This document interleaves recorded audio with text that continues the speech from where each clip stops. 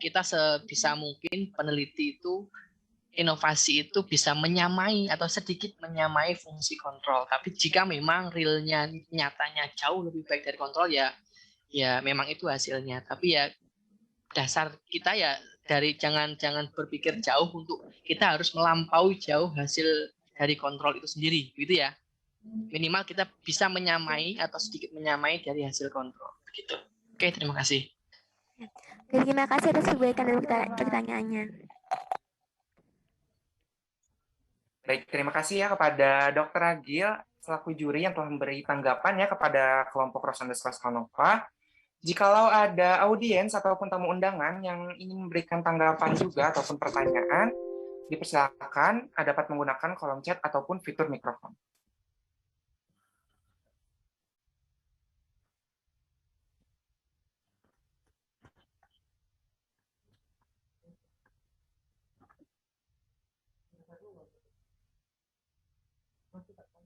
Baik, ini ada yang mau mengajukan pertanyaan ya dari Muhammad Iqbal Julfikar melalui kolom chat. Dipersilakan.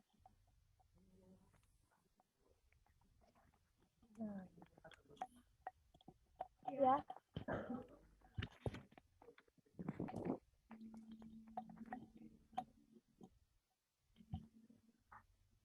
Sekali lagi kepada Muhammad Iqbal Julfikar, jikalau ada pertanyaan, ya, mungkin bisa langsung dijawab ya pertanyaannya. Apakah penelitian Anda bisa digunakan ke hewan lain? Ini seperti itu kurang lebih pertanyaannya. Dipersilakan untuk menjawab.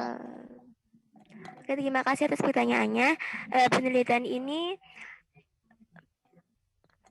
bisa digunakan kepada hewan lain. Namun karena pada penelitian ini kita hanya menguji cobakan kepada kelinci, sehingga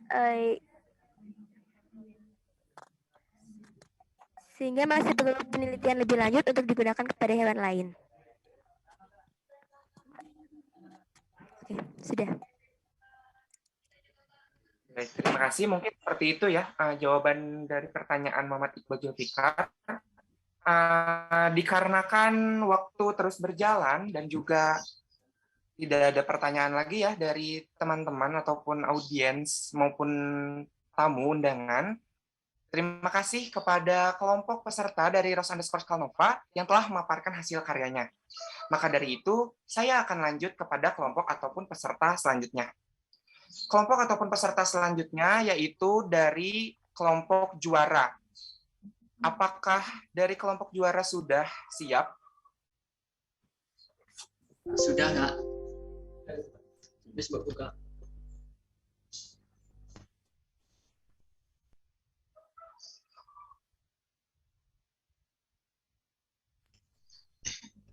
Assalamualaikum warahmatullahi wabarakatuh. Selamat pagi dan salam sejahtera bagi kita semua.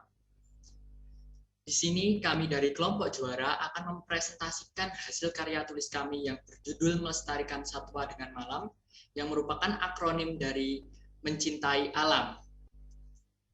Karya tulis ini dibuat dalam rangka mengikuti Lomba Karya Tulis Ilmiah Lokanaksa FGD HMKH 2021 yang diselenggarakan oleh Divisi Veterinary Group Discussion dari Himpunan Mahasiswa Kedokteran Hewan PSDKU Universitas Airlangga di Banyuwangi. Di sini nanti kita akan membahas 6 subbab. Yang pertama tujuan, kemudian pengolahan data, permasalahan, hasil kuesioner, solusi, penerapan, dan simpulan. Untuk tujuan akan dijelaskan oleh Gabriela. Dipersilahkan.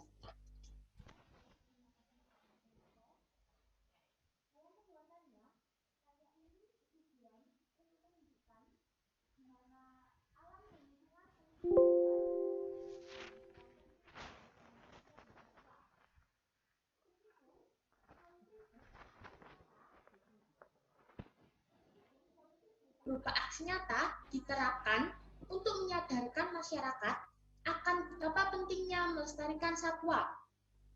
Dan kami juga berharap supaya karya tulis yang kami buat ini dapat menunjang semangat praktik pelaksanaan pelestarian satwa dan perbaikan lingkungan hidup yang bisa dimulai dari hal-hal kecil, namun berdampak besar bagi lingkungan.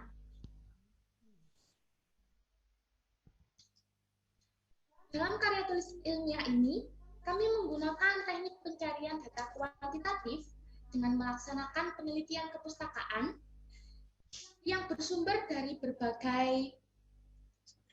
berbagai artikel, website, dan buku yang pada akhirnya kami olah kembali untuk dapat dimasukkan untuk data kebutuhan karya artikel ini. Penelitian melalui data dokumen bersifat kepustakaan kami laksanakan melalui survei online, yaitu kuesioner, yang bertujuan untuk mengetahui tanggapan masyarakat akan kasus kepunahan satwa di lingkungan sekitarnya. Kemudian, kami melakukan pengamatan terhadap lingkungan sekitar yang menitik beratkan pada sikap dan kepedulian masyarakat yang kami laksanakan di Desa Manggis, Kecamatan Ngancar, pada awal bulan Agustus sampai dengan awal bulan Oktober.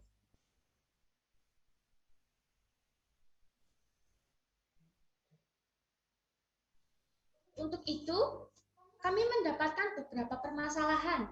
Permasalahan tersebut akan dibahas oleh Juan Santiko. Baik, terima kasih Gabriela. Dalam dibuatnya karya tulis ilmiah ini, kami menitik beratkan permasalahan yang terjadi. Yang pertama yaitu kerusakan lingkungan yang semakin parah.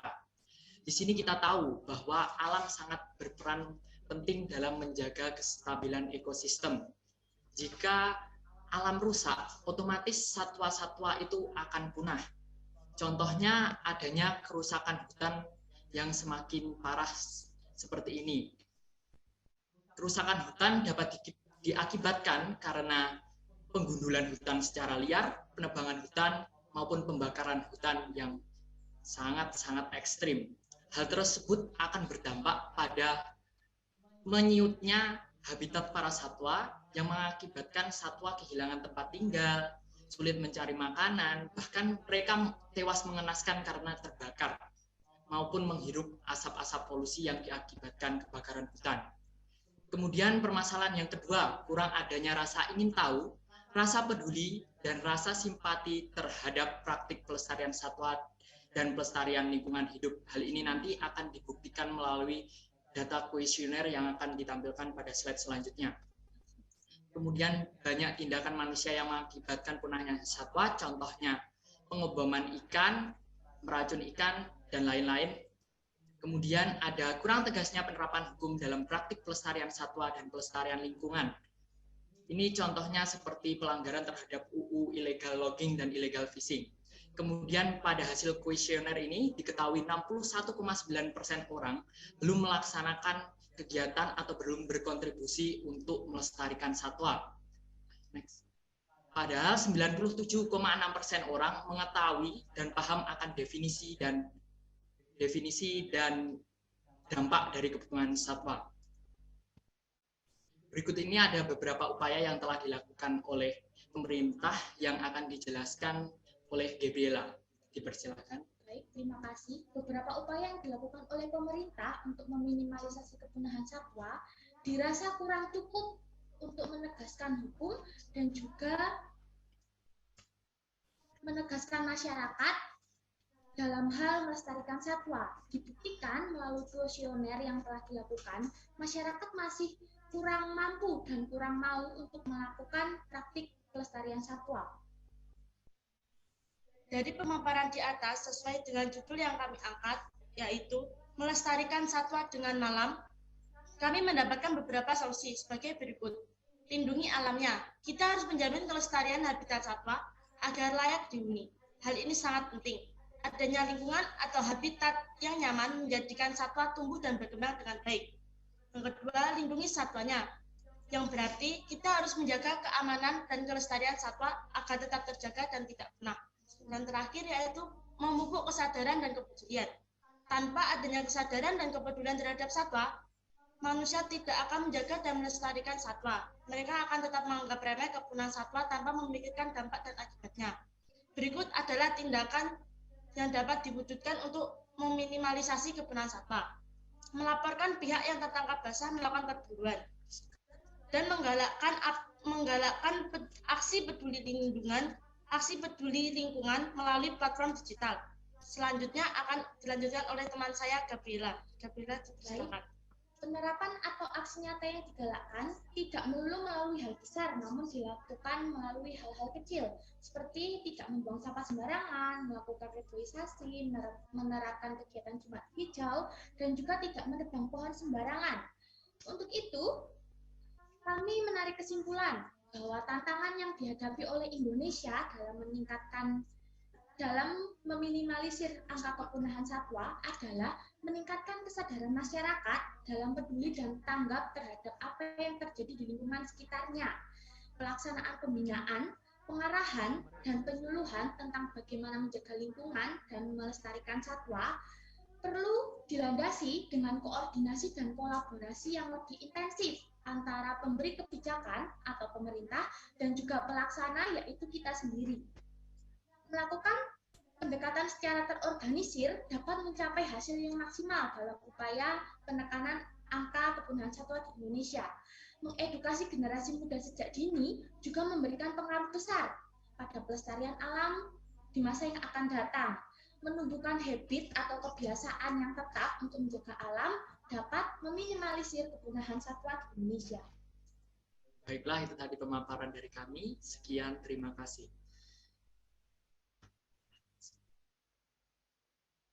Baik, terima kasih atas pemaparannya ya dari kelompok ataupun peserta atas nama juara. Dikarenakan ini masih ada sisa waktu ya dari presentasi teman-teman tadi. Selanjutnya adalah sesi tanya jawab. Saya akan menunjuk salah satu juri untuk memberikan pertanyaan ataupun tanggapan kepada kelompok juara. Kepada Dr. Hewan Ragil, dipersilahkan Dok jika ada pertanyaan ataupun tanggapan. Oke, baik. Terima kasih waktunya, moderator. Izinkan saya memberikan sedikit tambahan dan juga pertanyaan untuk kelompok juara dan kawan-kawan ini. Bahwasanya saya cukup juga tertarik di kelompok ini ya, karena di dunia ini sekarang ini yang sedang seksi dibicarakan, isu-isu yang dibicarakan di bidang animal, veterinary, zoologi, dan sebagainya itu adalah AMR atau antimicrobial resistant dan juga endangered animal atau hewan-hewan yang terancam punah baik di seluruh dunia di beberapa tempat tidak hanya di Indonesia begitu. Ini juga isu yang sampai sekarang terus-terusan digalakkan untuk diangkat begitu sebagai isu dunia agar menjadi perhatian seluruh masyarakat di dunia. Dan untuk kelompok ini mencoba mengangkat studi literatur ya, ini berarti ya, studi literatur dari seluruh materi artikel, terus buku dan sebagainya dari internet yang cukup banyak dimasukkan begitu. Tapi juga ada sesi kuesioner ya yang di sini ya. Saya boleh dijelaskan di sini untuk sesi kuesioner ini apakah ada limitasi jenis respondennya begitu? Apakah hanya asal saja setiap orang saya kasih kuesioner untuk mengisi atau ada limitasi batasan usia responden, jenis pekerjaan responden, karena juga akan mempengaruhi tingkat hasilmu nanti. Silakan. Baik Pak, di sini kami akan menjawab. Terima kasih.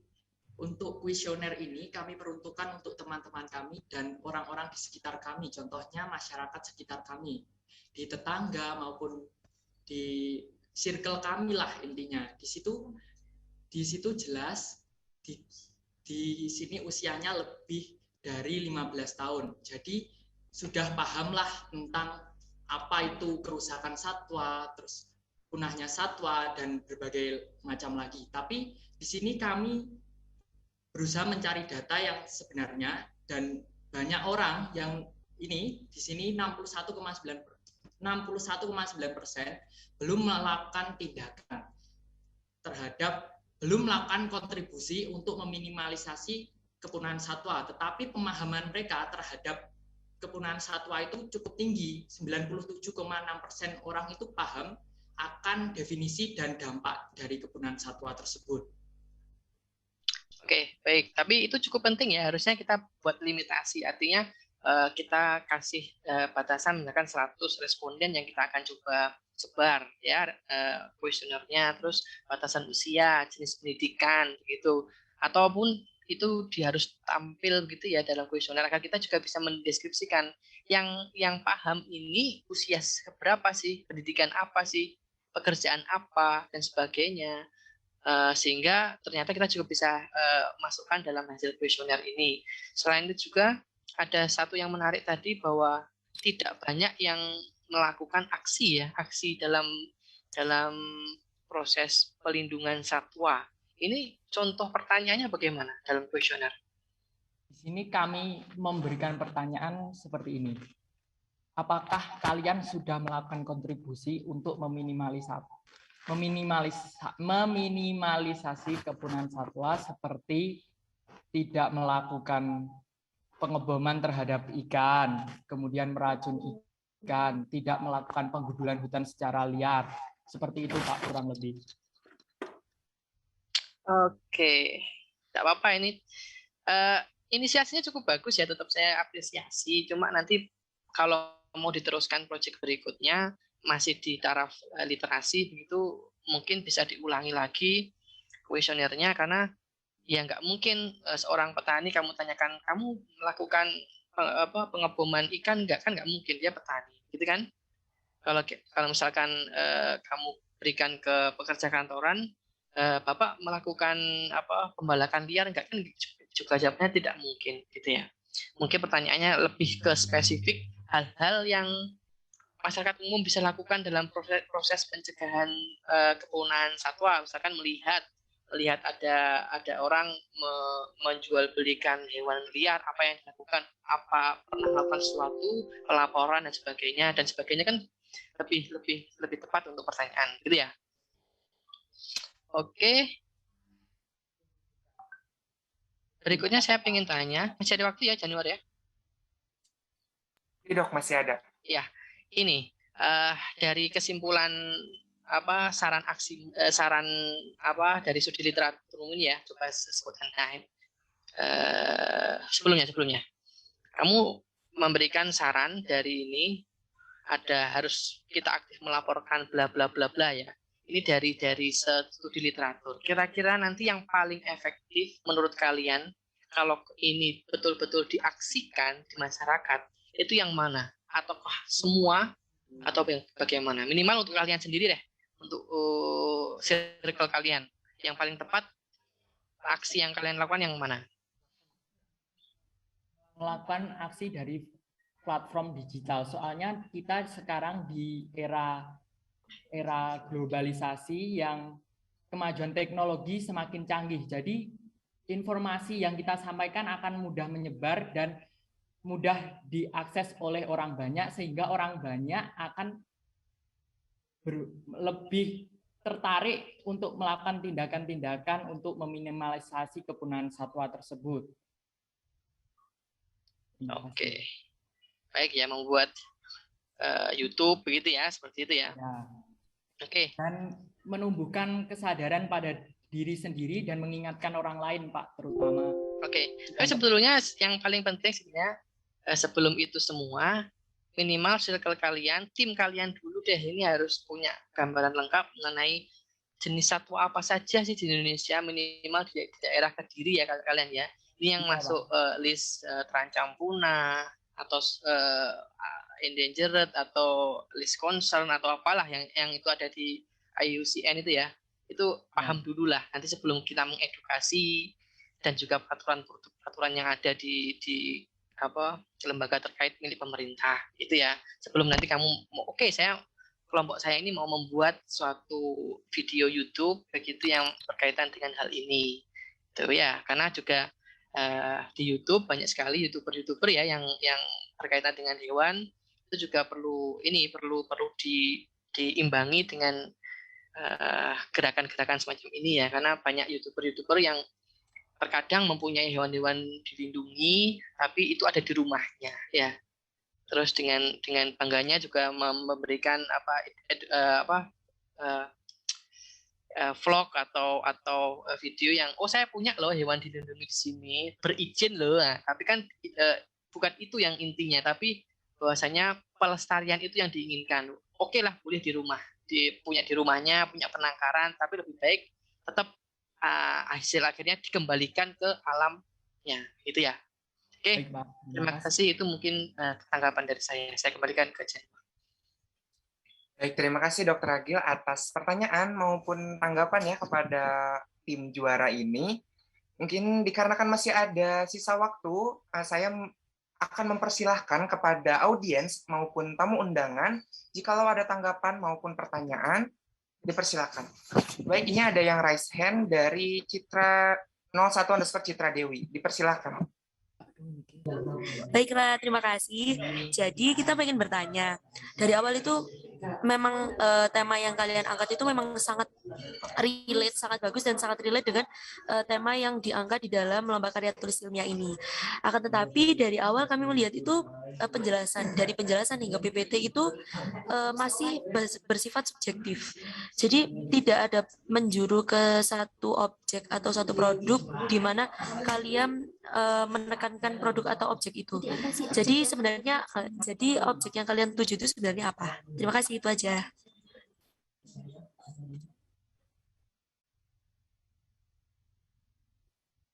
Baik, izin menjawab. Ya, sebenarnya tujuan utama dari dibuatnya karya tulis ilmiah ini adalah menyadarkan dan juga menggalakkan masyarakat agar dapat benar-benar melakukan praktik pelestarian satwa yang dikira dapat meminimalisir kepunahan satwa yang terutama berada di lingkungan sekitarnya. Baik, terima kasih. Baik, terima kasih. Mungkin itu jawaban ya daripada pertanyaan dari Citra Dewi. Selanjutnya Terima kasih ya. Mungkin ada tanggapan maupun pertanyaan dari salah satu juri kita, yaitu Dr. Hewan Adit. Dipersilakan, Dok. Terima kasih, Kakak Moderator, atas kesempatannya. Mungkin ini tambahan aja ya, bukan pertanyaan ya, tambahan. Jadi yang pertama adalah mengcompile atau merangkum beberapa pertanyaan yang sudah diajukan tadi. Itu adalah dari konsep awal terkait dengan sistem kuesioner ini, mungkin lebih baik dispesifikkan jenis satwanya. Ya, tadi sudah sempat diulas oleh Dr. Agil juga, bahwasanya kurang spesifik gitu ya poinnya. Nah, untuk lebih menjurus ke sana itu memang alangkah baiknya jenis satwanya itu dispesifikkan satu saja. Karena begini, yang pertama adalah kondisi masing-masing wilayah itu keragaman satwa liarnya berbeda. Nah, kalau kita bicara di Indonesia itu satwa liar kan banyak sekali spesiesnya ya. Baik itu yang statusnya masih stabil, terus sampai yang terancam punah, itu sangat banyak sekali, tersebar luas, dan permasalahannya sangat berbeda. Saya kasih contoh misalkan permasalahan yang kita hadapi di Banyuwangi sini ya, di pesisir, itu banyak sekali satwa dilindungi, ada penyu, terus di Taman Nasional ada banteng, di mana populasinya juga saat ini sedang diusahakan untuk meningkat gitu ya. Nah, itu kan problem di wilayah Banyuwangi ya. Tapi kalau di Kediri, Mojokerto, Surabaya dan lain sebagainya dengan kondisi geografis dan penduduk yang berbeda itu pasti berbeda lagi jenis satwa dan permasalahan yang timbul atau muncul di sana gitu ya. Atau mungkin kayak di Kalimantan, terus di Aceh, di mana ada gajah, ada orangutan, bekantan, dan sebagainya, itu kan wilayah lain tidak punya. Nah, jadi kembali lagi ya, kekhasan dari daerah, permasalahan yang berangkat dari lokal dulu, di situ apa. Kalau memang kita ingin menyuarakan konservasi satwa liar, ya mungkin dispesifikkan saja, karena permasalahannya pasti sangat-sangat berbeda ya, dengan antara satwa yang tinggal di hutan, dengan yang di laut, ya kan, atau mungkin di daratan, atau sampai yang saat ini yang jadi tren itu kan ini ya disebut exotic pet atau hewan peliharaan eksotik, itu kan banyak yang mengambil dari tangkapan liar, terus kemudian dipelihara. Nah itu sanggahan atau tambahan pertama. Dan yang kedua itu terkait penerapan. Ini saya juga tertarik melaporkan pihak yang tertangkap basah melakukan perburuan. Tertangkap basah ini tertangkap dalam kondisi di kolam renang gitu ya, tertangkap basah. Ya, jadi poinnya adalah pelaporan. Ya. Nah, pelaporan ini sekaligus ini ya pesan kepada yang muda-muda. Jadi jangan asal kita itu main lapor gitu ya, tapi telusuri problemnya, latar belakangnya. Karena kita tidak pernah tahu alasan hunter atau pemburu atau pengepul tadi untuk melakukan tindakan ilegal tersebut ya, atau eksploitasi satwa liar yang dilindungi. Karena bisa saja pertama orangnya ini tidak tahu ya. Memang nggak tahu, ada yang seperti itu. Memang orangnya nggak tahu dan dari awal itu mata pencariannya sudah seperti itu, berburu, ngepul, nangkap satwa liar. Terus yang kedua, ya memang ini kategori yang dalam tanda kutip nakal gitu ya, udah tahu tapi tetap aja melakukan perburuan itu. Nah, khawatirnya nanti kalian akan menemui orang yang pertama ini. Jadi solusi pelaporan ini saya rasa akan bukan solutif tapi malah nambahin masalah nanti. Karena faktanya sampai saat ini ya meskipun ada Undang-Undang Konservasi Nomor 5 Tahun 90 dengan denda maksimal 100 juta gitu ya. Tapi eksekusinya kalau di Indonesia ya mohon maaf ini harus saya sampaikan juga. Itu hukumannya enggak seberat itu ya, dengan masa kurungan semestinya maksimal 5 tahun, tapi nyatanya ya seminggu, 2 minggu, sebulan bebas lagi. Lah kalau udah bebas lagi mereka ngapain? Ya nangkap satwa lagi, berburu lagi karena enggak tahu. Nah jadi poin penting buat generasi muda kita itu adalah edukasi ya. Jadi kita tidak hanya sekedar menjudge, melaporkan, tapi kita telusuri apa background beliaunya ini. Nah, apakah memang nggak tahu? Kalau nggak tahu ya kita edukasi. Nah, gitu. Seperti kondisi contoh real ya, kasus di sini masih banyak terjadi perdagangan telur penyu di pasar tradisional itu ya, dengan jumlah yang ya menurut saya ya angkanya fantastis gitu ya, tinggi. Tapi begitu kita tindak, kita tangkap semua pedagang-pedagang di pasar itu tadi, ya mereka nggak punya pemasukan. Terus kita larang, ya udah kalian nggak boleh, benar-benar nggak boleh, kita stop memanfaatkan telur penyu tadi. Ya mereka akhirnya nggak makan, ya nggak makan, penghasilannya dari mana? Nah tentunya pemerintah atau komunitas, lembaga konservasi swasta dan lain-lain itu kolaborasi untuk win-win solution ya istilahnya ya. Jadi kalau saya nggak boleh nangkap, saya nggak punya mata pencarian, solusinya gimana? Oh ya udah, saya kasih insentif seminggu sekian. Nah mungkin ada program seperti itu, koordinasi dengan pemerintah sekitar dan lain sebagainya. Nah jadi intinya poin yang ingin saya sampaikan adalah itu tadi ya. Yang terpenting bukan kita sekedar mempanis, melapor, tapi kita mengedukasi ya bagaimana caranya supaya ya tadi nggak misalkan ditindak, tertangkap, bulan depan bebas eksploitasi satwa liar lagi lah. Ini kan akhirnya nggak jadi solusi ya, malah nambah permasalahan baru lah. Justru dengan edukasi ini nantinya pihak-pihak yang awalnya ya melakukan eksploitasi satwa liar ini menjadi terkendali atau setidaknya bisa kita buka lah wawasannya terkait pentingnya satwa-satwa liar ini tetap berfungsi secara optimal untuk stabilnya ekosistem alam. Itu ya kira-kira ya, tetap semangat ya, karena bidang satwa liar ini memang salah satu yang kita perdalam di ilmu kedokteran hewan. Ya, baik. Oke, itu saja. Saya kembalikan ke moderator. Terima kasih banyak. Permisi Kak, mohon izin dulu.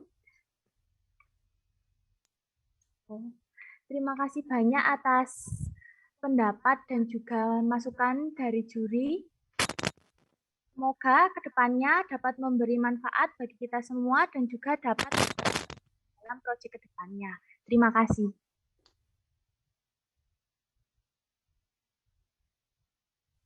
Baik, terima kasih kepada kelompok ataupun tim juara ya yang telah menampilkan karyanya dan juga beberapa insight dari para juri ya, dan juga tadi ada pertanyaan juga ya dari teman-teman audiens. Dikarenakan waktu sesi ini sudah habis dan ini sebenarnya masih ada pertanyaan, tapi mohon maaf dikarenakan waktunya tidak mencukupi dan terus berjalan, dan juga estimasi waktu untuk tiap peserta juga sudah habis. Terima kasih kepada kelompok peserta tim juara ya yang telah memaparkan hasil karyanya. Maka dari itu saya akan lanjut pada kelompok ataupun peserta selanjutnya. Kelompok ataupun peserta selanjutnya yaitu dari Iqbal Art Strip Kota. Apakah dari Iqbal sudah siap? Iqbal Art Strip Kota? Siap, Kak. Mungkin bisa langsung share screen ya, ataupun gimana? Siap. Ada, Pak. Baik. Jika sudah siap, waktu presentasi dimulai dari sekarang.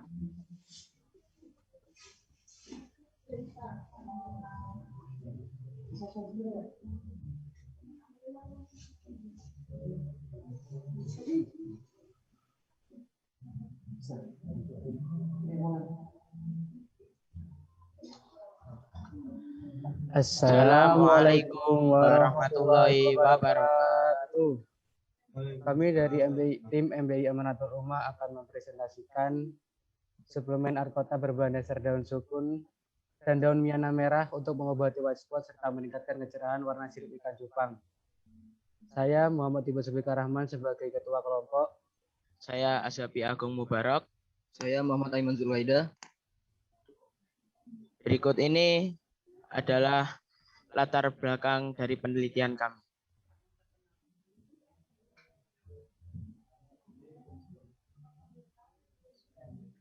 Jadi di masa pandemi saat ini, sektor bisnis budidaya ikan hias seperti ikan cupang banyak diminati oleh masyarakat karena keuntungan yang lebih menjanjikan dan nilai jual yang lebih tinggi dibandingkan dengan ikan konsumsi.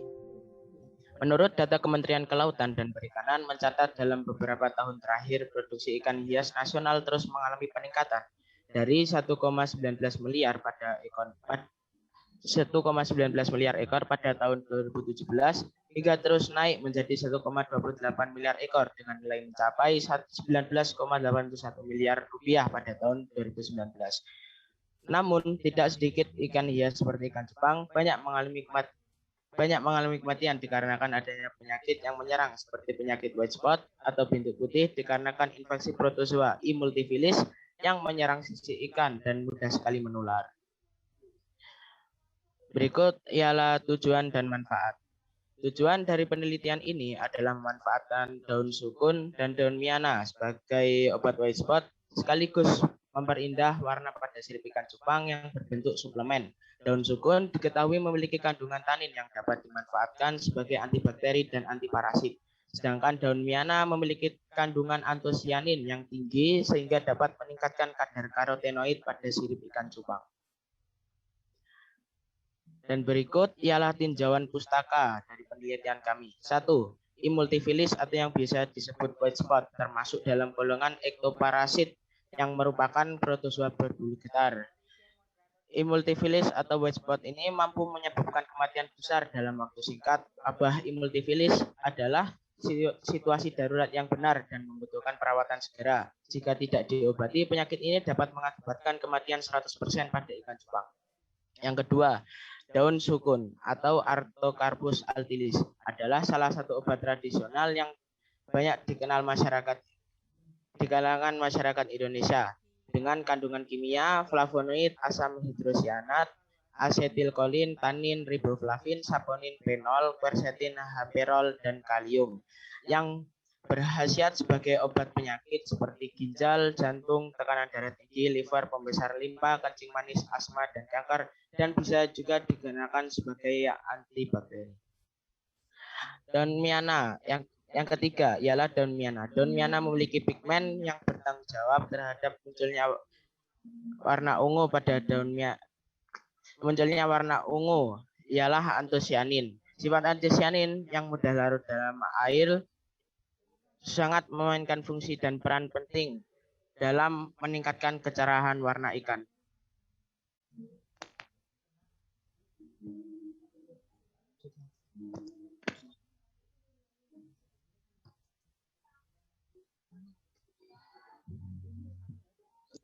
Selanjutnya metode penelitian alat dan bahan.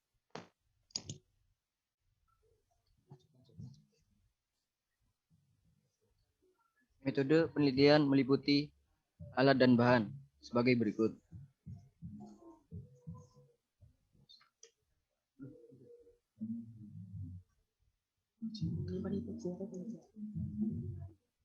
Variabel penelitian. Variabel penelitian meliputi 3 variabel. Variabel bebas, variabel terikat, dan variabel kontrol. Pada variabel bebas yaitu konsentrasi serbuk dan sukun dan konsentrasi serbuk dan miana. Pada variabel terikat yaitu jumlah white spot dan tingkat kecerahan sirip ikan cupang. Pada variabel kontrol yaitu pH dan kekeruhan air. Desain penelitian. Pada penelitian ini menggunakan rancangan acak lengkap dengan 4 perlakuan berbeda, yaitu kontrol P0 dengan pemberian obat biru, serta P1 75% sukun, 25% miana. P2 50% sukun, 50% miana. P3 25% sukun, 75% miana. Kemudian dilakukan pengukuran jumlah pengurangan white spot setiap harinya dan dilakukan pengukuran kecerahan sirip ikan cupang menggunakan TCF.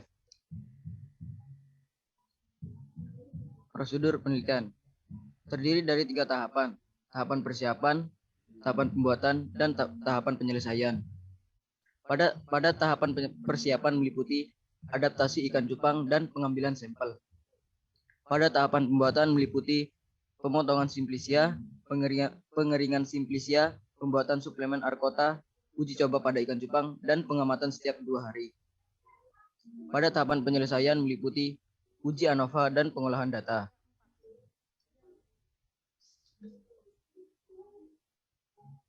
Metode analisis.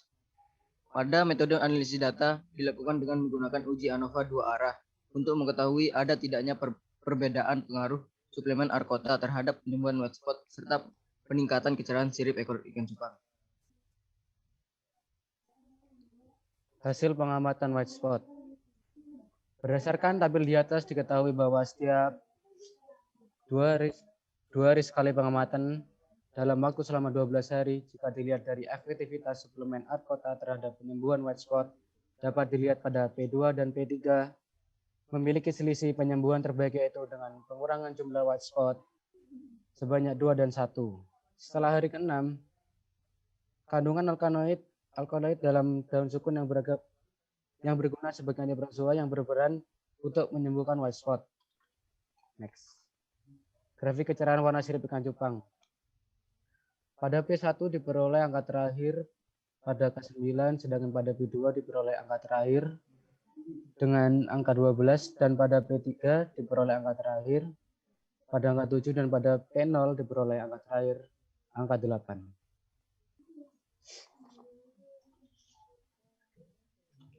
Hasil pengukuran.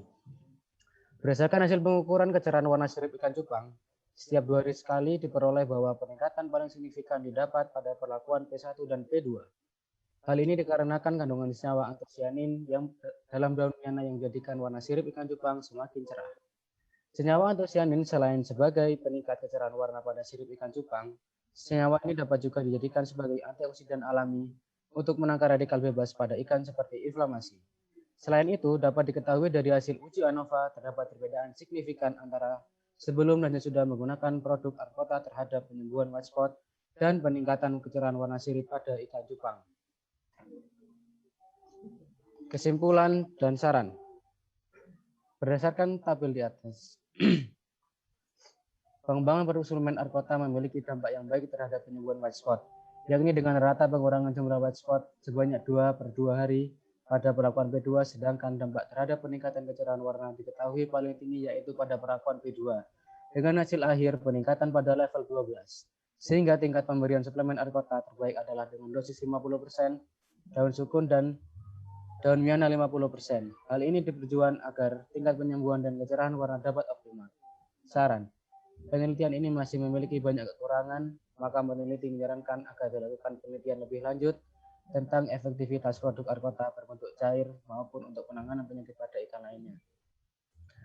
Baik, terima kasih. Itu saja yang dapat kami sampaikan. Kurang lebihnya mohon maaf. Akhirul kalam. Wassalamualaikum warahmatullahi wabarakatuh. Waalaikumsalam. Waalaikumsalam warahmatullahi wabarakatuh. Terima kasih ya kepada tim Iqbal Art Distrik Kota yang telah memaparkan hasil karyanya.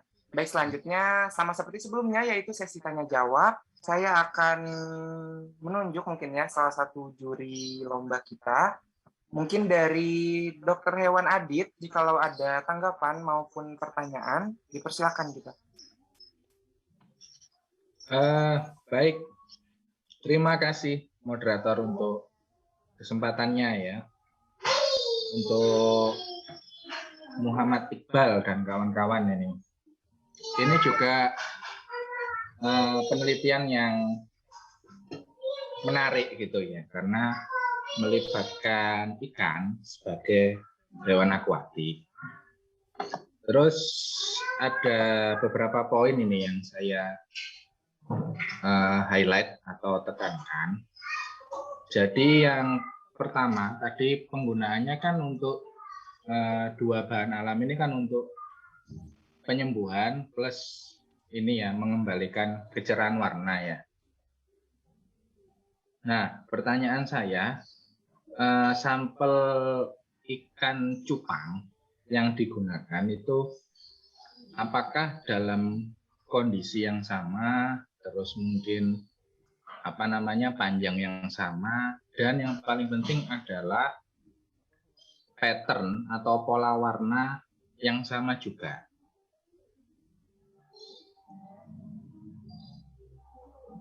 Mungkin ada yang bisa membantu menjelaskan.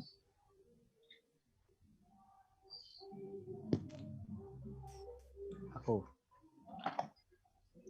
Baik dok, terima kasih atas pertanyaannya. Ya. Sebelumnya untuk ikan cupangnya, patternnya itu ada yang berbeda dok, karena kami menggunakan beberapa jenis. Terus kondisi ini tipe-tipe sirip ekor dan sirip dada, pectoral fin dan lain-lain juga beda-beda ya, berarti ya. Ya. Jadi kalau begitu ini mungkin saran saya yang pertama adalah nantinya kembali lagi kalau kita meneliti dan melibatkan meskipun ikan ini ya, tapi kategorinya tetap hewan coba gitu ya. Itu harus kondisinya homogen atau seragam. Apalagi di sini itu ada indikator color atau warna, ya kan? Nah, nanti tingkat kecerahan warna kalau misalkan cupangnya yang warnanya white solid gitu ya, kita compare dengan yang warnanya gelap kan nggak seimbang gitu ya, nggak apple to apple. Apa misalkan apa itu yang mahal itu blue rim gitu ya, blue rim kan dominan putih di badannya, lah white spot kan agak sulit dilihat kalau di warna yang tipe-tipe white solid gitu. Tapi kalau cupangnya yang merah, biru, apa namanya, terus hitam mungkin ya, hitam yang apa samurai itu ya, samurai atau avatar itu tipenya kan bisa terlihat. Itu pun ada corak. Saya rasa juga kalau kita mengkriteriakan itu sembuh atau tidak, membaik atau tidak, akhirnya enggak sama gitu ya, enggak seragam. Karena memang secara kasat mata aja itu pasti sulit itu membedakan white spot yang nempel di warna yang berbeda. Nah, terus yang kedua itu adalah ini ya, kategori white spotnya sendiri. Karena kalau tadi merujuk ke nama penyakitnya ini sebenarnya ya, Ichthyoptiriasis. Penyebabnya Ichthyopterius multifilis protozoa ya, yang ada di akuatik. Kalau kita cuma lihat kasat mata itu sebenarnya tidak bisa, karena gejala seperti itu kalau di dunia kedokteran ada yang namanya diagnosa BADE. Ada infeksi jamur, tipikalnya kalau masih infeksi awal itu juga white spot, belum bentuk kayak jamur yang kayak koloninya yang ada kapas gitu ya, yang di ikan itu juga banyak. Nah itu kalau masih awal juga gitu. Atau ada beberapa jenis ektoparasit juga yang nempel di kulitnya ikan ya, infeksi awal warnanya juga keputihan gitu, jadi terlihat seperti white spot. Nah makanya kita mengkategorikan white spot disease tersebut itu tidak hanya lewat makroskopis atau kasat mata, tapi harus kita sampling setiap ikan, ya kan, dilakukan namanya metode scraping ya. Jadi kita kerok bagian scale-nya itu, sisinya itu kan nanti akan muncul lendir mukus. Terus itu kita periksa di bawah mikroskop, ada nggak organisme protozoa. Karena kalau sampelnya fresh pasti ini apa namanya gerak ya, gerak. Karena Ichthyopterius ini juga dia punya alat gerak, jadi akan bisa terdeteksi. Nah, tapi kalau nggak ada yang terlihat di bawah mikroskop bentukan jamur atau parasit lain yang bukan Ichthyopterius, ya berarti dia bukan white spot disease. Nah, artinya treatment kalian nanti arahnya justru bukan menyembuhkan white spot-nya Ichthyopterius, tapi penyakit yang lain. Nah, itu ya, makanya sebelum kita collect atau kumpulkan datanya, dipastikan dulu tadi kondisi hewan cobanya seragam, ya kan? Terus yang diamati juga sama.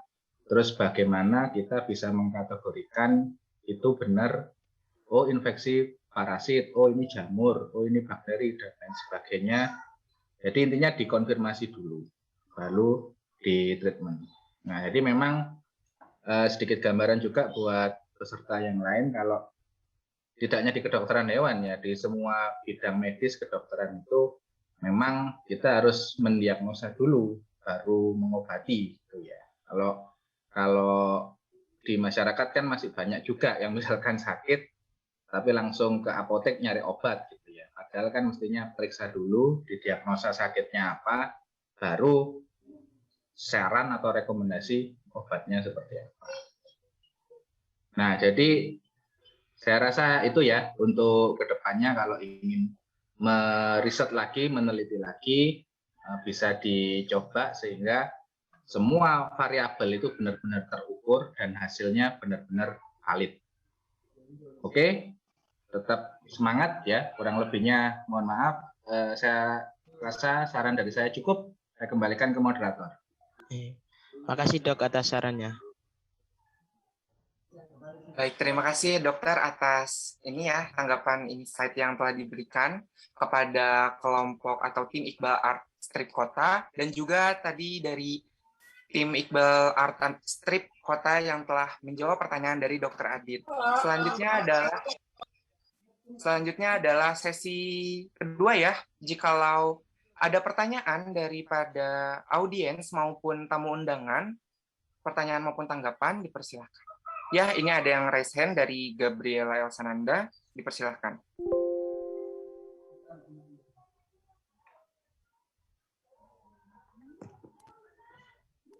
Ya, terima kasih. Bertanya, dalam slide bagian penerapan tadi disebutkan adanya uji ANOVA dan juga uji F. Saya sebagai siswa SMA sangat bingung karena mungkin saya kurang berliterasi.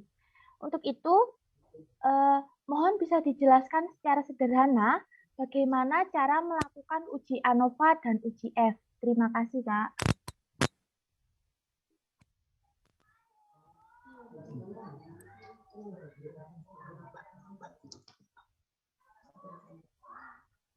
Terima kasih atas pertanyaannya.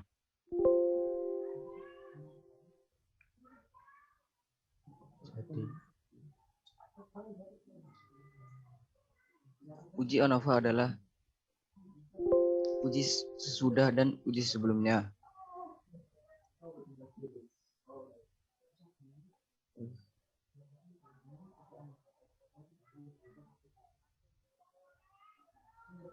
Uji ANOVA dilakukan dengan aplikasi.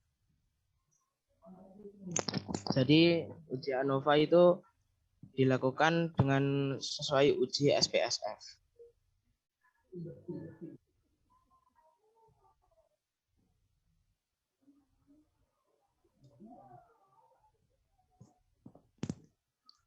Kak izin menambahi, jadi uji SPSS dilakukan untuk mengetahui antara perbedaan sesudah dan sebelum menggunakan produk tersebut. Kak, terima kasih. Baik, mungkin itu pertanyaan yang telah dijawab ya oleh Iqbal Arts Kota. Bagaimana Gabriela Sananda? Apakah masih ada tanggapan? Baik Kak, sudah. Terima kasih banyak. Baik, terima kasih ya atas pertanyaan maupun tanggapannya dari Gabriela Sananda. Dikarenakan masih ada tersisa waktu, jikalau ada audiens maupun tamu undangan, jikalau ada pertanyaan maupun tanggapan, dipersilakan melalui kolom chat ataupun fitur mikrofon.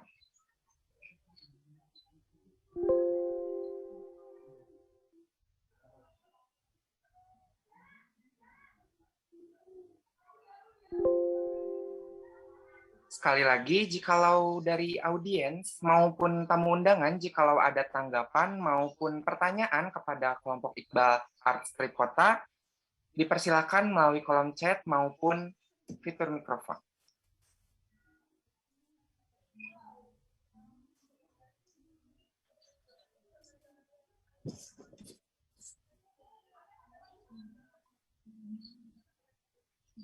Baik, mungkin sepertinya tidak ada pertanyaan ya maupun tanggapan kepada tim ataupun kelompok Iqbal Arts Trip Kota. Dan dikarenakan waktu juga terus berjalan dan estimasi waktu untuk peserta bisa dibilang sudah habis, terima kasih kepada kelompok Iqbal Arts Trip Kota yang telah memaparkan hasil karyanya. Maka dari itu, saya akan lanjut ke kelompok ataupun peserta selanjutnya. Baik, terima kasih. Baik, terima kasih Kakak. Baik, tanpa menunggu lama lagi, kita mulai saja ya untuk presentasi dari kelompok selanjutnya, sekaligus presentasi dari kelompok penutup, yaitu kelompok Sains Rionia. Dari kelompok ataupun tim Sains Rionia, apakah sudah siap? Sudah siap, Kak. Mohon izin share screen. Baik, persilahkan. Terima kasih, Kak. Sebentar ya, Kak. Lihat. Ya, sudah. Baik, jika sudah siap, waktu ada layar dipersilahkan. Assalamualaikum warahmatullahi wabarakatuh. Selamat pagi semuanya. Yang kami hormati Kak Moderator, Kak Yanuar, dan Tuan Juri sekalian, Dr. Aditya, Dr. Faisal, dan juga Dr. Agil. Izinkan kami untuk mempresentasikan karya tulis kami dengan judul Pengaplikasian Teknologi Sapariju melalui Sains Rionia dalam upaya melestarikan satwa di Indonesia.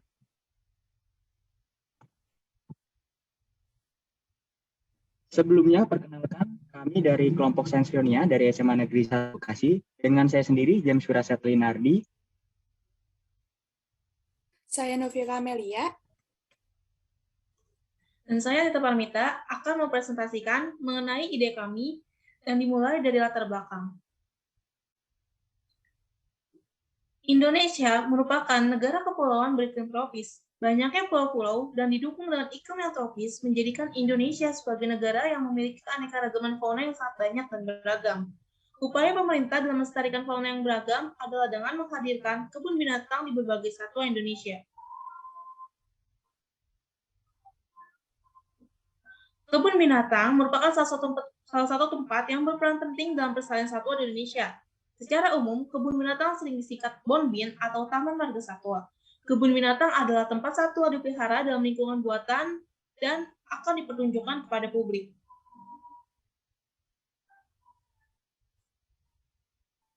Kebun binatang sebagai salah satu tempat pelestarian satwa juga terdampak pandemi COVID-19.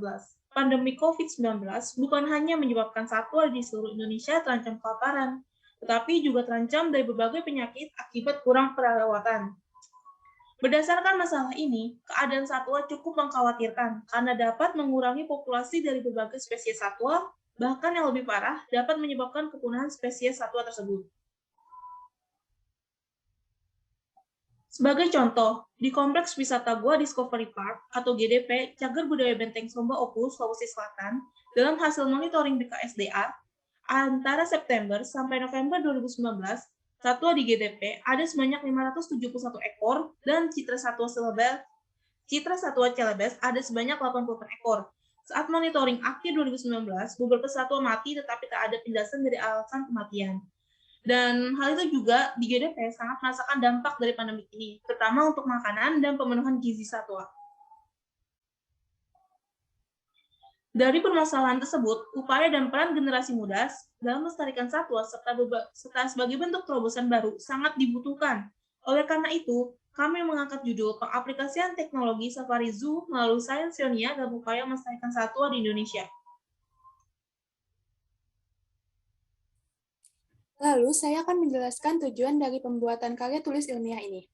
Karya tulis ilmiah dengan judul Pengaplikasian Teknologi Safari Zoo melalui Sains Sionia dalam upaya melestarikan satwa di Indonesia adalah untuk mengetahui solusi-solusi dan pemecahan masalah terkait upaya melestarikan satwa, terutama di masa pandemi ini. Diharapkan pula karya tulis ini dapat menyadarkan masyarakat mengenai pentingnya melestarikan dan meningkatkan rasa kepedulian terhadap satwa. Selanjutnya, karena produk yang kami hasilkan dari pemikiran karya tulis ilmiah ini adalah sebuah aplikasi Sains Sionia, saya akan menjelaskan apa itu aplikasi Sains Sionia. Sebagai bentuk aklimatisasi atau adaptasi dan suatu inovasi dari kami sebagai peneliti, mengutarakan solusi dari permasalahan ini dengan pengaplikasian teknologi Safari Zoo virtual. Dengan ini, kami mengusulkan sebuah bentuk pemikiran yaitu aplikasi yang bernama Sains Sionia. Aplikasi Sains Sionia adalah aplikasi berbayar yang digunakan sebagai wadah untuk menjelajah kebun binatang secara virtual di masa yang tidak memungkinkan. Pengaplikasian ini bertujuan supaya masyarakat dapat merasakan berwisata di kebun binatang seperti di tempatnya langsung meskipun dilaksanakan secara virtual. Dengan diadakannya Safari Zoo virtual ini, diharapkan dapat membantu pengelola kebun binatang untuk membiayai berbagai kebutuhan satwa dalam upaya melestarikan satwa. Selanjutnya, kita masuk ke teknis penggunaan aplikasi Sains Sionia. Yang pertama, pengguna dapat mengunduh aplikasi Sains Sionia melalui Play Store atau App Store sesuai perangkatnya masing-masing. Yang kedua, pengguna dapat membuka aplikasi Sains Sionia yang telah diunduh dan melakukan registrasi. Gambar di samping adalah contoh tampilan ketika sudah mengunduh, jadi yang ada tanda panah itu adalah logo aplikasi Sains Sionia sendiri. Yang ketiga, setelah registrasi berhasil, pengguna dapat login menggunakan username dan password yang sudah terdaftar.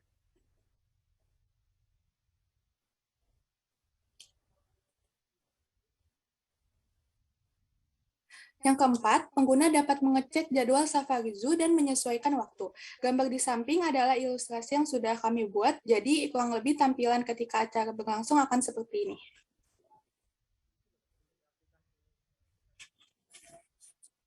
Pada aplikasi ini, pengguna dapat menggunakan fitur memberi makan pada satwa di kebun binatang. Saya akan menjelaskan secara lebih terperinci mengenai fitur ini. Di fitur ini akan disediakan beberapa makanan dengan besaran koin yang berbeda-beda. Misalnya pada wortel ada 2 koin, kacang-kacangan ada 3 koin. Nah, per satu koinnya dinilai dengan harga Rp2.000 yang dapat diisi via supermarket atau via ATM. Sebagai contoh, daging-dagingan dapat diberikan kepada harimau atau singa, dan contoh lainnya yaitu buah-buahan dapat diberikan kepada hewan seperti gajah.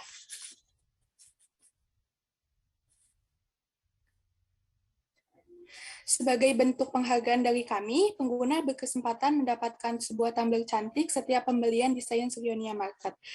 Tumbler cantik ini adalah hadiah langsung tanpa undian dengan syarat minimal pembelian 75 koin di Sains Sionia Market. Baik, kemudian izinkan saya melanjutkan. Kami juga melakukan suatu survei atau angket.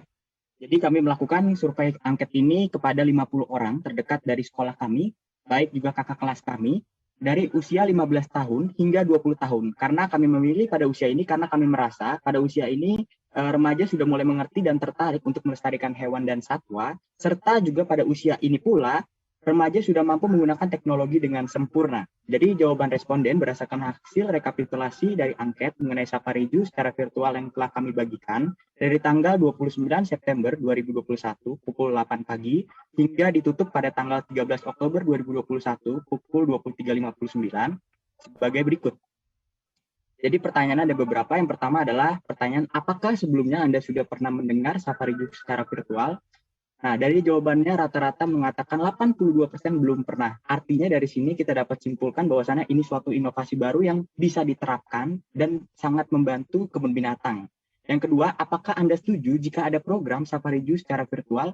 Hampir semuanya menyatakan setuju, 98%, dan hanya 2% yang tidak setuju.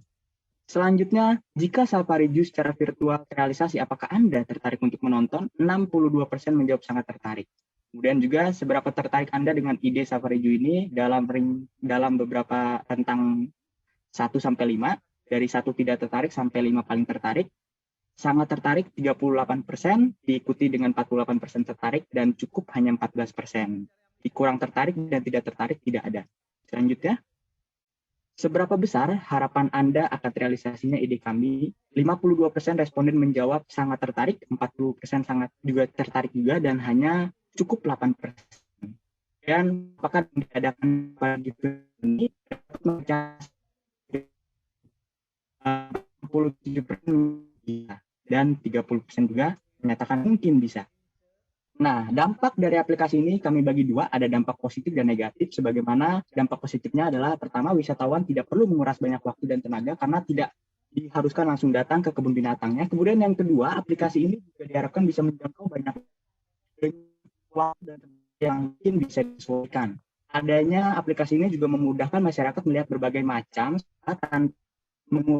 tanpa mengunjunginya secara langsung. Kemudian menjangkau lebih banyak wisatawan dalam waktu yang bersamaan sehingga pengelola dapat menjadwalkan agenda yang lebih tersistematis. Kemudian terakhir mencegah hal-hal berisiko tinggi yang dapat membahayakan kelestarian satwa seperti pemberian makanan yang tidak tepat, dan juga pada masa pandemik ini tentunya ketika manusia berkunjung banyak itu meningkatkan risiko terkenanya COVID kepada binatang. Kemudian dampak negatifnya yang pertama, kendala internet dapat terjadi kapan saja, dan yang kedua pastinya media penghubung sebagai aplikasi ini belum tentu dimiliki oleh semua kalangan. Jadi ini juga menjadi dampak negatifnya. Belum tentu semuanya bisa memiliki handphone begitu. Nah, kemudian izinkan saya mengutip seorang aktivis spiritual dari Muhammad Gandhi, pejuang kemerdekaan dan juga perdamaian dunia. Ia mengatakan kebesaran suatu bangsa dan kemajuan moralnya dapat dinilai dari cara hewan-hewannya diperlakukan. Kurang lebihnya, kami sebagai manusia biasa tak luput dari berbagai kesalahan. Mohon maaf atas segala kekurangannya. Kami ucapkan terima kasih banyak. Wassalamualaikum warahmatullahi wabarakatuh. Kami kembalikan kepada moderator. Waalaikumsalam warahmatullahi wabarakatuh. Terima kasih ya kepada tim Sensrionia yang telah memaparkan hasil karyanya. Selanjutnya, sama seperti sebelumnya, yaitu sesi tanya-jawab ya. Sesi yang pertama, saya akan menunjuk salah satu juri ya untuk memberikan pertanyaan maupun tanggapan. Kepada Dr. Hewan Faisal, dipersilakan Dok jika ada pertanyaan maupun tanggapan. Baik, terima kasih atas kesempatan yang diberikan oleh moderator Kak Yanuar. Baik, selamat siang kelompok 5, kelompok penutup. Ya. Selamat siang. Dengar suara saya ya? Dengar Pak Dokter. Oke, baik. Saya apresiasi untuk ide saudara, sangat luar biasa ya ini. Sebuah gagasan terobosan baru, memiliki novelty yang tinggi, di mana nantinya sebagai jawaban solusi untuk pertama mengurangi mobilisasi dari masyarakat untuk ke kebun binatang tanpa harus mengurangi income dari kebun binatang. Karena apa? Income dari kebun binatang ini nantinya digunakan sebagai tempat atau sarana untuk membiayai pakan hewan tersebut. Nah, nantinya kesejahteraannya pun juga akan diperhatikan. Nah, ini akan berdampak positif ya, berimpact linear ketika income yang didapatkan ini semakin optimal atau semakin banyak, maka tentunya kesejahteraan dari hewan dalam pengelolaan kebun binatang diharapkan juga semakin meningkat. Ya, baik. Untuk beberapa pertanyaan saya, yang pertama adalah kira-kira nanti ini aplikasinya sudah mulai dibuat atau belum ya? Mohon maaf Pak, untuk aplikasinya belum dibuat, tetapi kita sudah menyiapkan. Jadi semuanya udah secara rencananya sudah matang gitu Pak. Oke, baik. Ini merupakan ide bagus ya. Harapan saya nanti saya tunggu ya aplikasi ini. Nah, dan selanjutnya ini real time enggak kira-kira nantinya? Pengennya itu. Real time sesuai waktu dan tempat di area masing-masing. Oke, baik. Nah, ini yang perlu ya poin tersebut. Karena apa? Karena nantinya aplikasi saudara ini bukan sebagai sarana wisata saja. Kita sebagai kaum akademisi pun bisa menggunakan sarana aplikasi ini untuk riset behavior dari hewan yang ada di kebun binatang. Ini sangat luar biasa ya. Di samping itu juga untuk media pembelajaran. Kalau mungkin kita melihatnya ini dalam kondisi tidak real time dan lain sebagainya, kita dari Google kan bisa. Tapi aplikasi ini dengan mengkondisikan bisa diakses secara real time, waktu semisal saudara kuliah atau sekolah ya di SMA mendapatkan mata pelajaran IPA, ditanya rusa itu seperti apa, disuruh menggambarkan, saudara bisa melihat real time-nya dari aplikasi ini, sehingga persepsi ataupun ilmu yang didapatkan pun akan semakin kompleks. Tidak hanya melihat dari gambar, mereka-reka dan lain sebagainya. Tapi saudara bisa lihat langsung behaviornya bagaimana, terus pola reproduksinya mungkin, ataupun teritorialnya, bagaimana menandai teritorial dan lain sebagainya. Ya. Oke, yang berikutnya yang ingin saya tanyakan di sini, ini untuk respondennya ini berapa orang ya yang terlibat sebagai responden kuesioner saudara tadi? Mohon menjawab, kami mencari 50 penjawab Pak. Respondennya dari usia 15 sampai 20 tahun. Ini usia ini adalah kami dapatkan dari sekolah kami Pak. Kemudian juga untuk 20 tahun itu yang adalah alumni-alumni kami Pak. Pokoknya total adalah 50. Oke, baik. Mungkin untuk responden ini menggambarkan representatif yang bagus, keinginan atau support yang baik untuk aplikasi saudara. Dan mungkin sebagai tambahan nanti targetnya mungkin lebih dispesifikan juga. Karena target-target untuk wisata, untuk edukasi itu kalau bisa disarankan terutama untuk perlindungan dan konservasi itu pada anak-anak. Kenapa pada anak-anak? Karena pada orang dewasa dan lain sebagainya orientasinya sudah banyak faktor yang terlibat. Nah, ekonomi, terus keuntungan dan lain sebagainya. Tapi kalau pada anak-anak dia senang atau tidak senang, orientasinya simple. Sehingga ketika saudara bisa memasuki alam pikiran dari anak-anak tersebut, mempengaruhinya dengan paradigma bahwa satwa itu perlu dilindungi, satwa itu penting, dan lain sebagainya, itu akan membekas sampai dia dewasa. Nah, ini yang kita perlukan bersama ya, untuk hal-hal tersebut, agar nantinya dalam pendidikan itu tidak hanya kita bisa melihat untung rugi, dan lain sebagainya. Tidak. Tapi keberlanjutan, kontinuitas serta kemanfaatan itu yang paling penting. Oke ya. Oke, pertanyaan saya terakhir, Dik.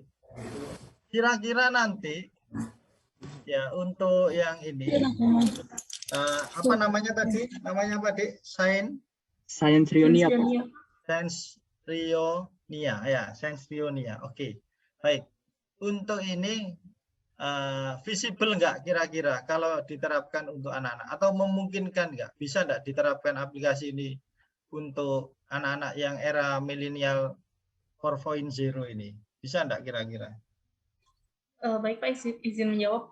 Ini sangat memungkinkan sih Pak.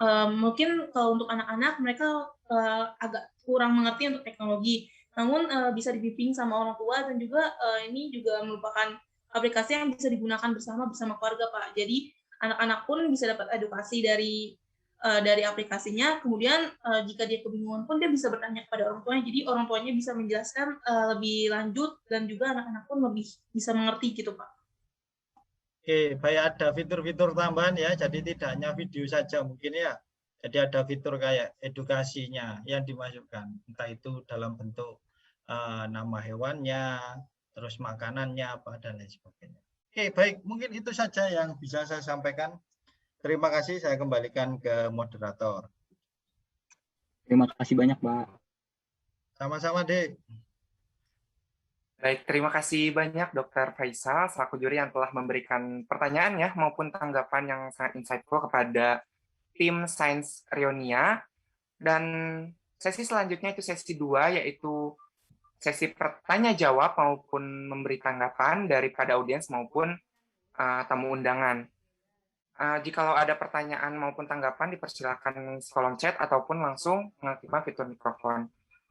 Lalu ini ada raisen ya dari salah satu juri kita, yaitu Dr. Hewan Aditya Yudana. Pada Dr. Adit dipersilakan gitu. Baik, terima kasih untuk waktunya dari moderator. Oke, kelompok terakhir ya, dari Bekasi ya tadi kalau nggak salah ya. Iya Pak. Iya Pak, dari Bekasi. Sekarang suhunya berapa derajat Celcius di sana? Hari ini mungkin cuacanya tidak begitu panas Pak. Oh, lagi nggak begitu panas. Berarti di Banyuwangi ini yang panas. Ya, jadi apa namanya? Sependapat tadi yang Bekasi Pride. Ya, soalnya guyonannya netizen kan Bekasi dari tata surya dekat matahari gitu ya. Baru Venus terus bumi. Ya, jadi ada beberapa tambahan mungkin ya, atau mungkin saran gitu sih Pak. Yang pertama tadi yang untuk aplikasi ke anak kecil ya atau anak-anak. Memang betul tadi yang disampaikan Dr. Faisal. Kalau kita tanamkan mindset ke anak-anak sejak dini terkait kepedulian atau kelestarian atau mungkin bahkan yang belum merata itu pengenalan ya untuk satwanya sendiri aja yang asli Indonesia yang endemik itu banyak yang belum tahu gitu. Kalau kita tanamkan dari ranah PAUD, TK itu akan sangat-sangat bagus sehingga ketika mereka dewasa terus kemudian menjadi paham dan yang terpenting adalah bisa juga mengedukasi orang tuanya gitu loh ya, karena orang tua ini kadang kan dulu nggak sempat dapat pengetahuan itu, sekarang bisa dapat informasi dari anak. Nah, dan tadi kalau komentarnya ini ya, targetnya anak-anak kurang memahami teknologi, saya rasa sekarang enggak ya, yang generasi Z ini, karena anak saya aja yang TK itu udah pinter utak-utak aplikasi gitu ya. Bahkan ada beberapa game yang menurut saya rumit gitu ya, itu anak saya bisa, bahkan saya nggak bisa. Jadi saya rasa memang beda generasi, beda zaman. Anak-anak sekarang sudah mulai terbiasa dengan teknologi itu. Dan untuk generasi kakak-kakaknya ya, dan kemudian ya termasuk orang tuanya itu juga semestinya harus tetap melek teknologi gitu ya. Makanya ini kalau mendesain aplikasi juga saya apresiasi gitu ya. Karena sekarang kan kebanyakan yang smart kan cuma HP-nya ya, HP smartphone tapi orangnya tidak smart ya. Itu yang jadi masalah di plus 62 ini. Nah, kalau ini generasi muda sudah mengusung konsep pengaplikasian teknologi, ini sangat-sangat bagus. Terus kemudian poin berikutnya adalah dari ini ya, judul atau pemilihan nama ini apa? Filosofinya Science Rhinorian, ya, Science Rhinorian. Mungkin ada yang bisa menjelaskan. Iya Pak, saya izin menjawab Pak. Jadi pemilihan Science Rhinorian ini kita merujuk pada sains Pak. Bahwasannya kita bisa misalnya seperti perekonomian gitu Pak, secara sains gitu Pak, dengan bantuan teknologi. Gitu. Oke, jadi berangkat dari situ ya penamaannya. Tapi kalau saya kasih saran ya, mungkin silakan bisa didiskusikan kembali dengan pembimbing atau nanti yang terlibat timnya ya. Jadi cari karena ini nanti hasilnya aplikasi itu kan ya produk gitu ya. Produk artinya ada brand. Jadi cari penamaan yang di pelafalan telinganya orang Indonesia itu sekiranya gampang gitu ya. Easy listening. Jadi tanpa harus merubah filosofi sains dan lain-lain itu tadi ya. Jadi coba cari penamaan yang gampang karena kan ya contohnya aplikasi kan banyak sekarang yang ya yang paling besar kayak Gojek, Shopee itu kan penyebutannya gampang gitu ya. Karena nanti bisa saja yang Anda rancang ini menjadi pioner gitu loh ya. Dan siapa tahu usernya bisa membludak karena kembali lagi ini jawaban terkait dengan sulitnya berkumpul atau melakukan wisata di kala pandemi itu ya, terutama tujuannya kalau zoo, kebun binatang sudah boleh, tapi terakhir kemarin ada larangan 12 tahun ke bawah nggak boleh masuk.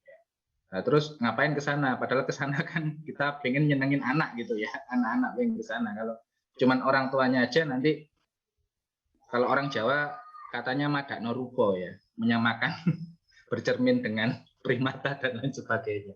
Guyonannya kan kayak gitu. Nah, itu ya. Jadi saran pertama coba didesain brand nama yang sekiranya familiar atau gampang diterima masyarakat Indonesia.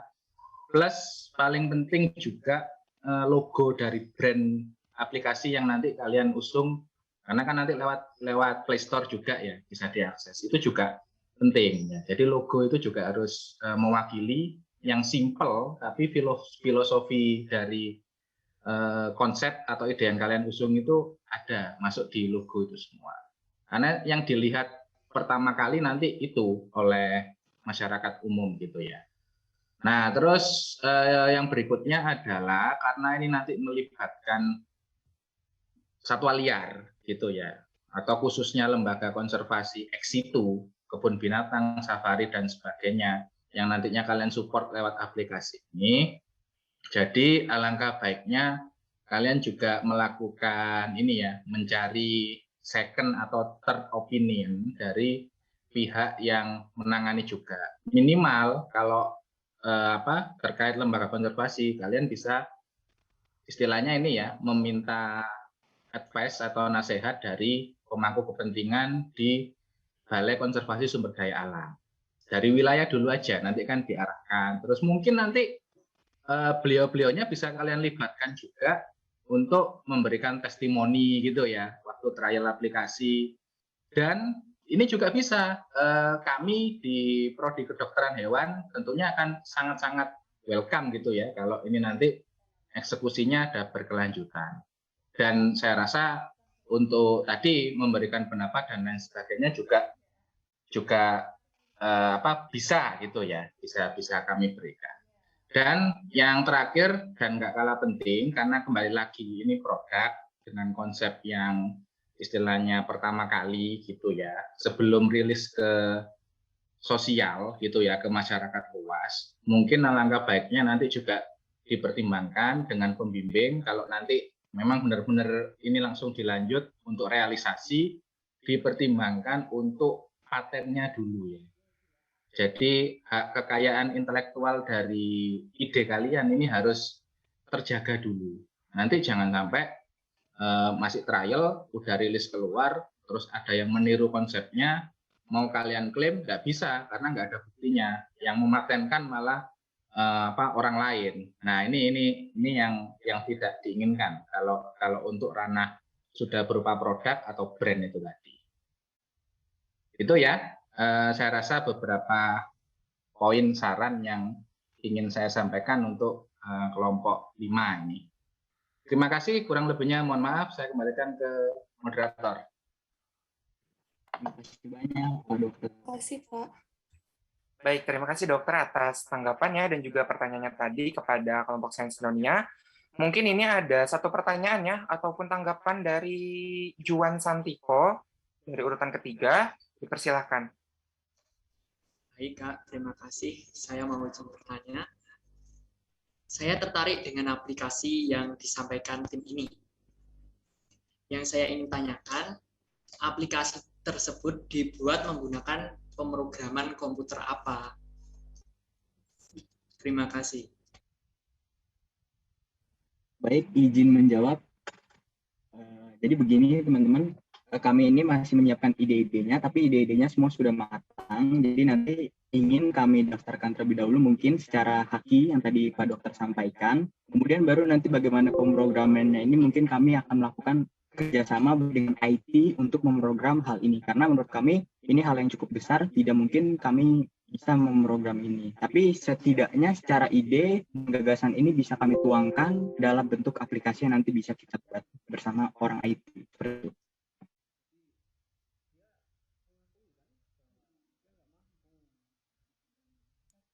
Baik, terima kasih ya atas jawabannya dari kelompok Sains Ilmiah kepada Juan Santiko yang tadi telah menjawab, yang bertanya. Mohon maaf. Mungkin di sini ada terakhir ya, jikalau ada tanggapan dari juri kita, yaitu Dr. Agil. Dipersilakan Dok jika ada tanggapan. Ya, terima kasih. Sedikit aja ya tambahan mungkin dari apa yang disampaikan juri Dr. Aditya. Ya, bahwasanya memang betul ya. Di Anita Novira dan kawan-kawan apa yang perlu dilakukan apa step by stepnya, cuma dari SWOT, analisis SWOT yang dilakukan oleh James tadi ada yang perlu diperhatikan bahwa konservasi ex situ yang ada sekarang itu salah jika belum menerapkan real time interaction dengan peserta atau pengunjung gitu ya. Bahwa ini sudah berjalan begitu ya. Dengan platform yang cukup besar yaitu Instagram Live. Itu di beberapa taman safari dan juga kebun binatang sudah berlangsung. Cuma nilai positif yang harus kalian segera jalankan bahwa di sini bisa selain melakukan interaksi langsung, terus berkomunikasi dengan keeper, dengan animal, ada juga poin belanja begitu ya untuk feeding time atau pemberian pakan untuk hewan. Atau ada plusnya merchandise dan sebagainya itu. Saya rasa itu yang cukup menarik. Dan kalau itu bisa diterapkan dengan penamaan aplikasi yang lebih easy listening, terus dengan background aplikasi yang jelas, itu akan lebih bagus. Bukan hanya untuk real time pengunjung dari jauh yang tidak ingin jauh-jauh mengunjungi kebun binatang atau taman safari. Saya rasa SWOT-nya juga penting ketika suatu saat nanti semua usia boleh masuk ke kebun binatang atau ke taman safari begitu ya. Itu ketika feeding time waktu sore hari, aplikasi ini bisa dipakai oleh pengunjung untuk melakukan feeding time tanpa harus pengunjung benar-benar memegang pakan sama memberikan ke hewannya. Karena itu resiko penularan COVID dari manusia ke hewan ya. Itu bisa misalkan kita menggunakan aplikasi, kita duduk di tribun atau di tempat duduk pengunjung begitu, lalu kita mengklik misalkan James mengklik wortel 1 kilo misalkan, nanti dari acara feeding time itu kipernya bilang, oh terima kasih dari pengunjung James Vira telah memberikan tambahan 1 kilo wortel, kita akan berikan langsung. Jadi yang memberikan tetap kipernya, bukan pengunjungnya. Kan itu resiko penularan yang sampai saat ini penelitian masih terus dilanjutkan ya, bahwa memang ada penularan dari manusia ke hewan untuk beberapa lokasi. Itu mungkin itu tambahan dari saya. Baik, terima kasih dokter atas tambahan tanggapannya ya kepada kelompok ataupun tim Sains Rionia. Baik, dikarenakan waktu terus berjalan dan estimasi waktu untuk tim Sains Rionia ini ataupun kelompok penutup ya daripada presentasi Lokanaksa ini sudah habis. Terima kasih kepada kelompok Sains Rionia yang telah memaparkan hasil karyanya. Maka dari itu, saya akan mengakhiri sesi presentasi ini. Tak terasa, waktu sudah berlalu untuk pemaparan hasil karya dari masing-masing peserta. Terima kasih Dewan Juri yang telah menyempatkan waktunya pada sesi presentasi hari ini.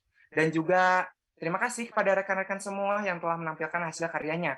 Semoga hasilnya sesuai dengan apa yang diharapkan oleh rekan-rekan semua.